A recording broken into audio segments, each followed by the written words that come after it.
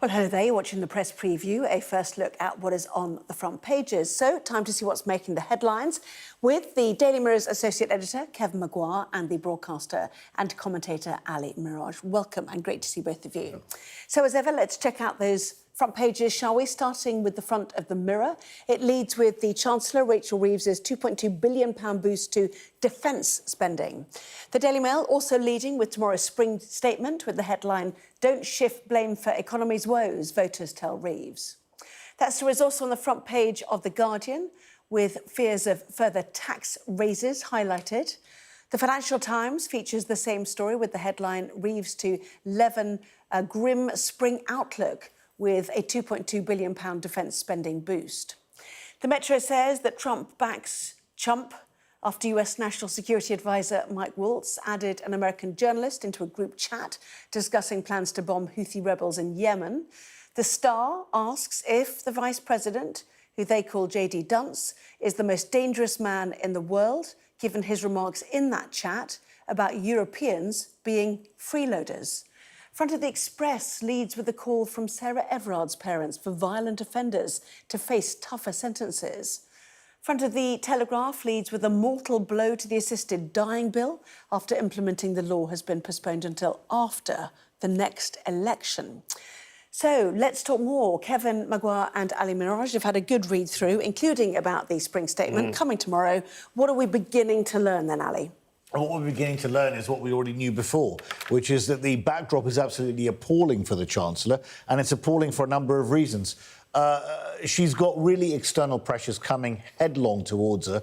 She's got a war in Europe that's still raging. She understands that the US is not going to be providing the security guarantee to Europe, so Europe has to step up now and start spending more on defence. She's going to be increasing defence spending tomorrow by $2.2 billion. That is big, on the way to increasing it to 2.5% by 2027. And also, she's got the spectre of trade tariffs that Donald Trump is going to impose any day now. And this idea that we're going to be excluded from this, we can live in hope, but that's another issue she's got to do. She's also facing paltry growth, absolutely appalling growth prospects at the moment. The OBR is set to halve the forecast to 1%, and she's also facing rising borrowing costs. So should be all pretty hunky-dory tomorrow. Yes, and in fact, she is blaming global borrowing costs going up as part of the issue. Last October, the OBR forecast the government would spend £105 billion on our debt interest payments. That's 8% of total spending.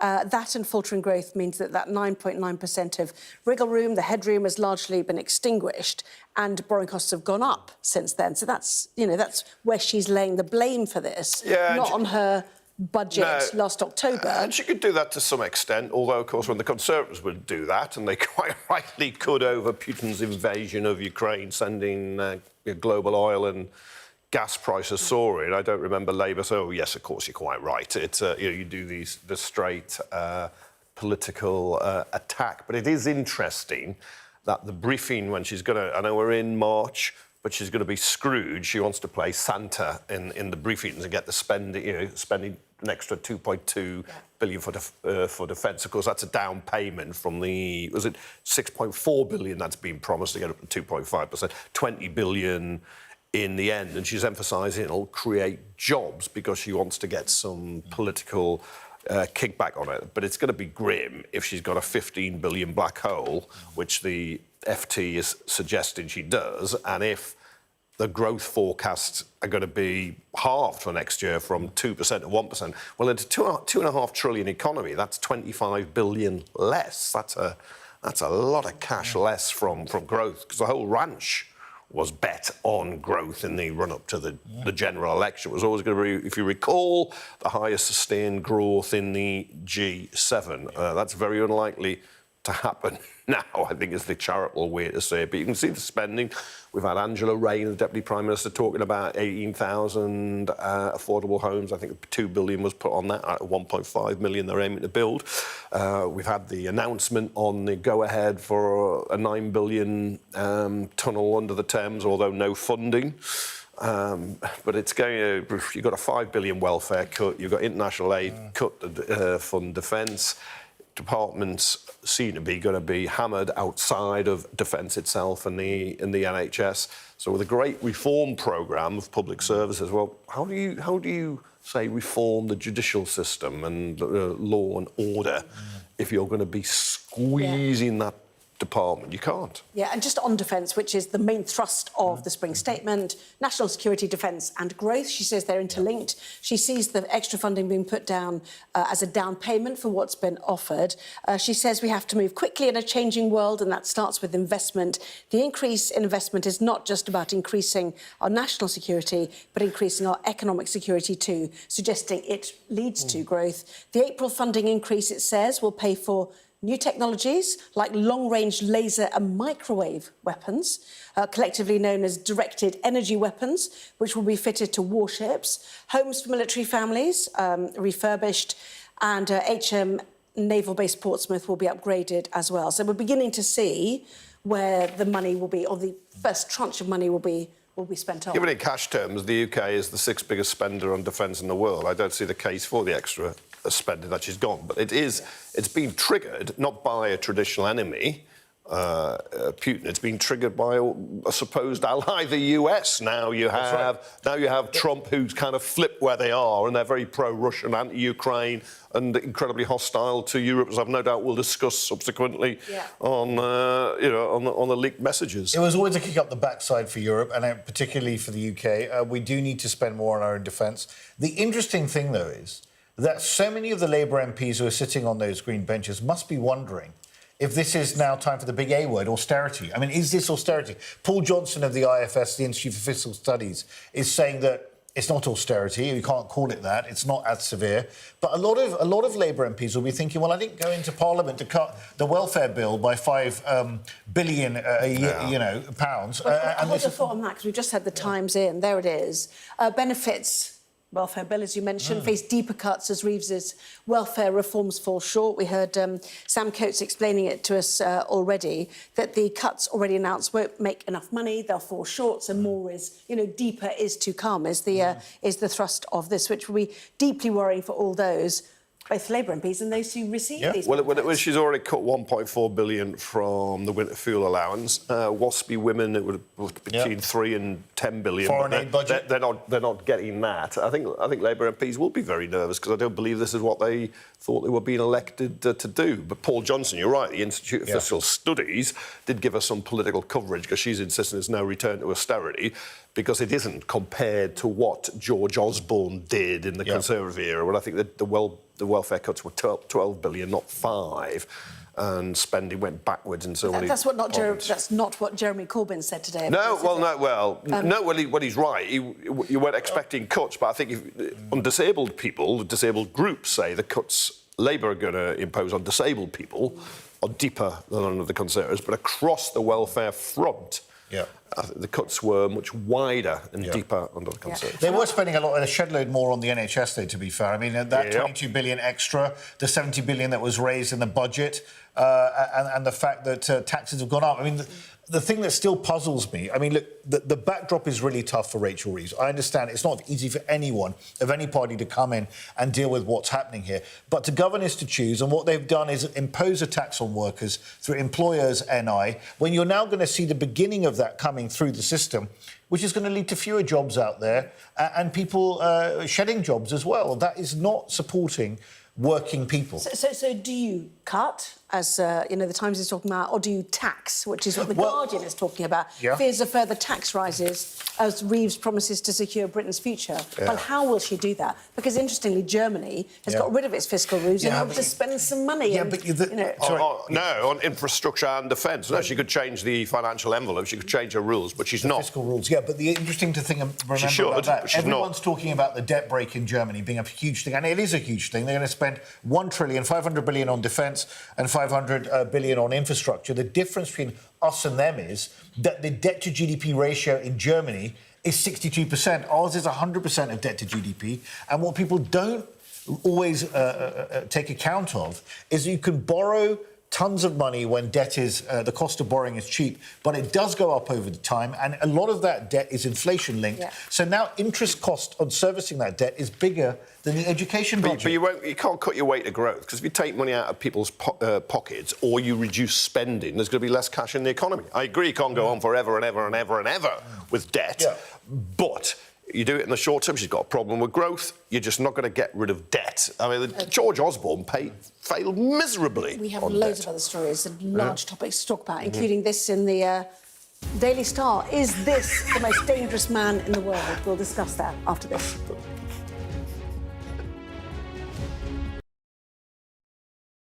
The Premier League run-in is live on NBC and Peacock as City Pride is on the line with a pair of iconic derbies.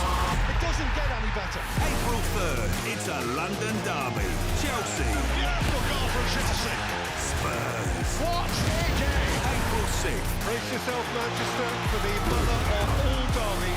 United. In the place! City. The Premier League run-in is live on NBC and streaming on Peacock. Mayhem in the Middle East, rippling in America's West. Get back! Get back! The resolve of these protesters is now being seriously tested. I saw police being forced or pushing young men and women to the ground as they made almost 100 arrests. None of this is a peaceful protest. I'm Martha Kellner and I'm Sky's US correspondent based here in Los Angeles. How are you feeling? I am angry. It is an anti-woman agenda.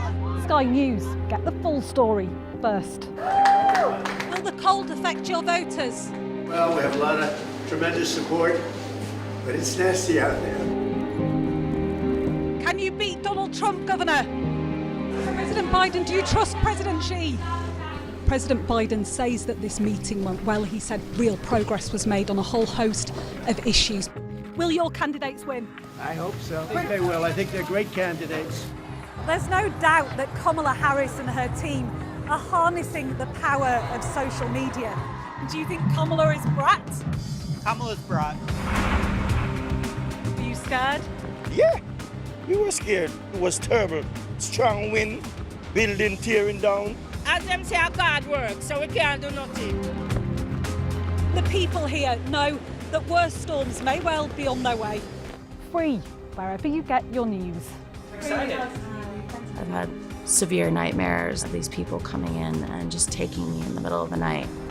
Ghislaine Maxwell has pleaded not guilty to all 6 charges against her. Mum, how are you feeling today? Jeffrey said, you answer to Ghislaine, you just don't cross her.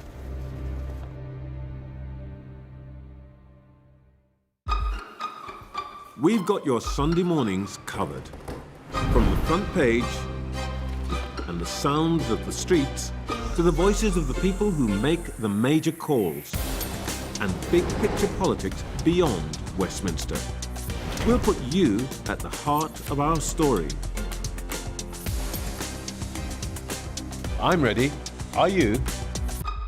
Join me, Trevor Phillips, Sunday mornings on Sky News. We're rolling. Welcome to the world. Our new podcast, starting now. It's very exciting. Every week, we'll be reporting from the world's trouble spots. We get to hold those in positions of power accountable, and we get to ask the questions that the audience, the listeners, want to know about. And that's why it is so important that people tune in, come along for the road, come along for the journey. It'll be fun.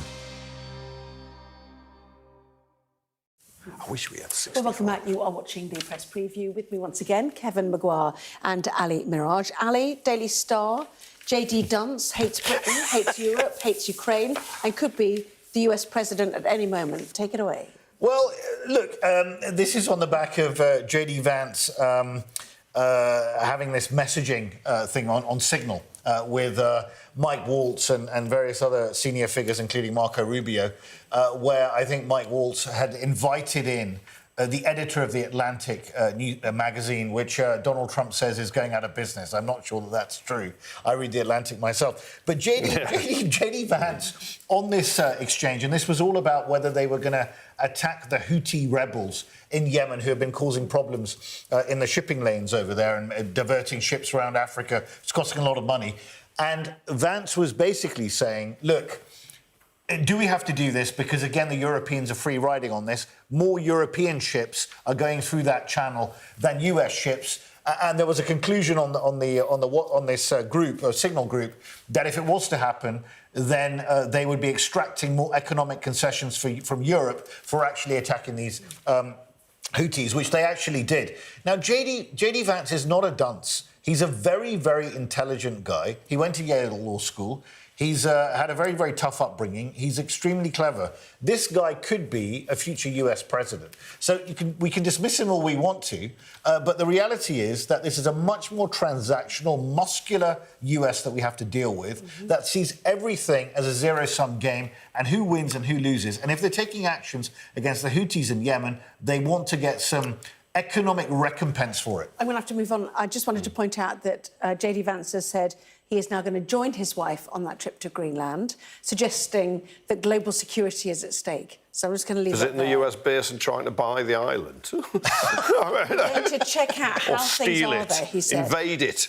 In the meantime, let's just show you the Metro. Trump backs Chump. He's a good man, says the US president, after the White House aides phone app gaffe, as they put it there. But I want to move on to the Daily Telegraph very quickly. A mortal blow to the assisted dying bill. Why is it a mortal blow? The Telegraph's been opposed, so I think it rather likes us because it won't come into force, or could come into force as late as 2029 instead of 2027, as was originally planned. Kim Leadbeater, the Labour MP behind it, has agreed this. Of course, that could run up to a general election where it could become a political issue. So will it happen, will it not? It's on the day that the Isle of Man implemented its own assisted dying scheme. Which is in the Metro. Which is, if you have a settled view, less than 12 months to die, rather than 6 months that would be here in England and I think it's Wales also. You have to live on the Isle of Man 5 years. So if you just fancy popping over to end your life because you're terminally ill, you won't be able to. But there's no doubt we'll see on the big vote when it comes. But there's a 55 vote majority, so you would just need 27. That's right. That's right. Yeah.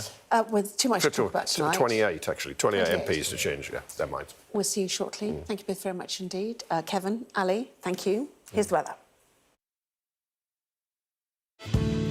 A bright start and always a warm welcome. The weather, sponsored by Qatar Airways. Well, the end of the week, I thought I said the end of the world there, but looks cooler and more unsettled than recently. But tomorrow will be mainly dry. Most places will start fine with a patchy frost, but there will be some low cloud, mist and fog around.